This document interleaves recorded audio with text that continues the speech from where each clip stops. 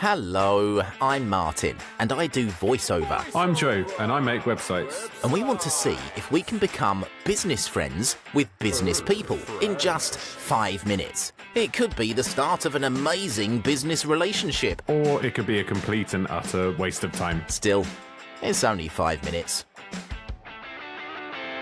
Start the Timer. So tell us who you are and what is it that you do? My name is Rebecca Lodge-Birkebaek, and I'm a professional singer, conductor, teacher, and public speaking coach. Okay. Which of those came first? The singing and the music, always. I was with the BBC Singers for nearly 15 years, and then in the chorus of the Royal Opera House for 4 years after that.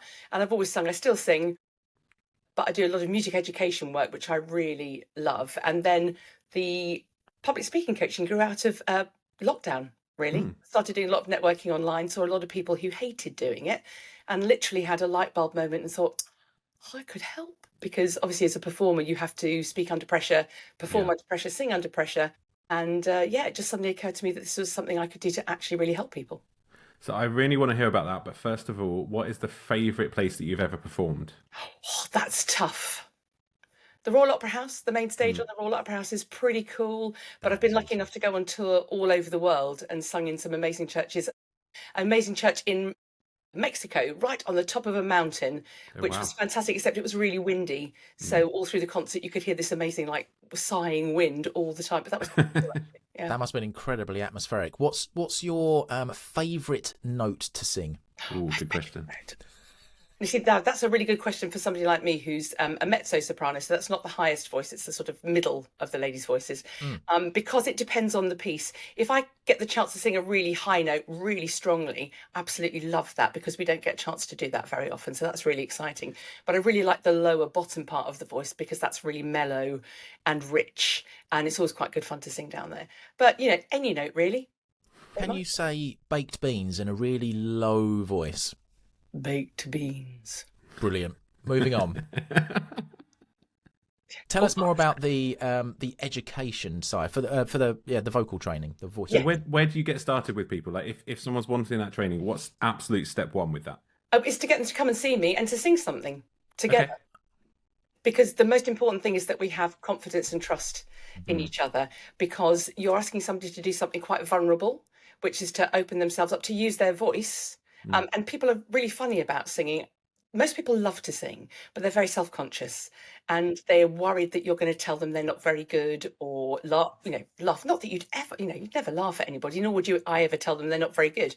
But we need to establish some trust. So what we normally do is do a warm-up together, start making some funny noises, but the emphasis is on doing it together. I would never ask anybody to do something that I'm not prepared to do myself. And I find if we break down the barriers of shyness and self-consciousness by warming up as a shared activity, whether that's for one person at a time or in a choir, it actually has a great effect of bonding you and making your student understand that you're there for them and to help them. And then they're not worried about making a sound, because if you're worried about making the sound is not going to work very well.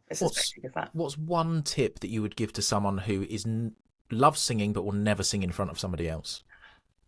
Do you know what I think they should do? Is they should find a choir to join, because there's a choir for every kind of singer. If you just want to sing through stuff, sort of karaoke style in a choir, there are choirs for that. If you want to do cathedral music, there are choirs for that, and everything in between.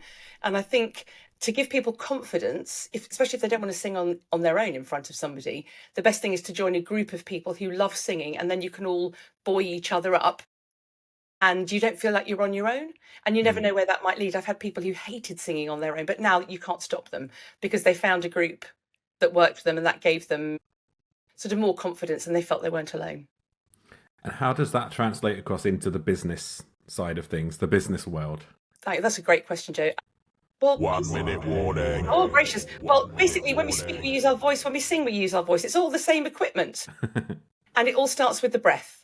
If we know how to breathe properly, we can project energy, we can have breath for what we're saying, but we can connect with people in the room. So all those skills that I have developed and worked on as a performer, engaging your audience, breathing, using your voice effectively, all of those things are a massive, massive of massive importance for any business owner, because the first contact people have with your business is you.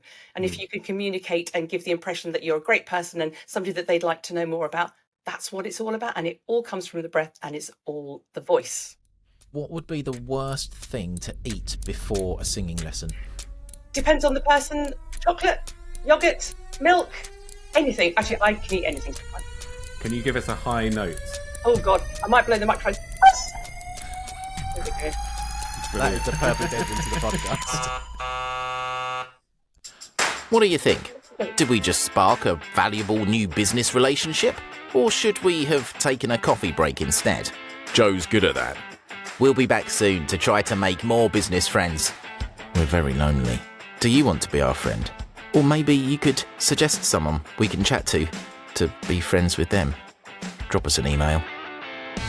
friends@5mbf.co.uk. That was hysterical. I can give you a vocal tip as well. Don't try and record 10 episodes of a podcast when you've got an ill child and a sore throat. Oh, yeah, that would be my advice too. But good.